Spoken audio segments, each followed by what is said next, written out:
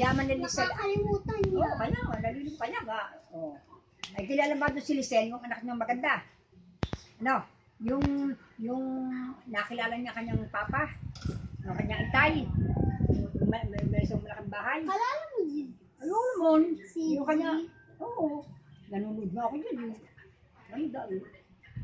Yun, mayaman yun, mayaman. Lahat si Pop manood mo? Hindi naman, yung lamang simula nung pagsasaha po pagkatapos ng showtime, yun na.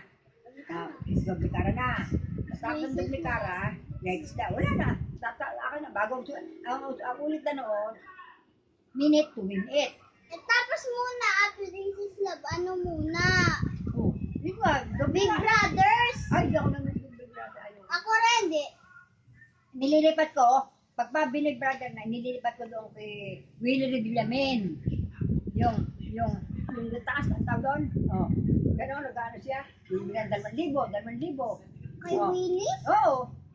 Channel 7? Oh, hindi ba naman, alam ko, nanonood ka noon.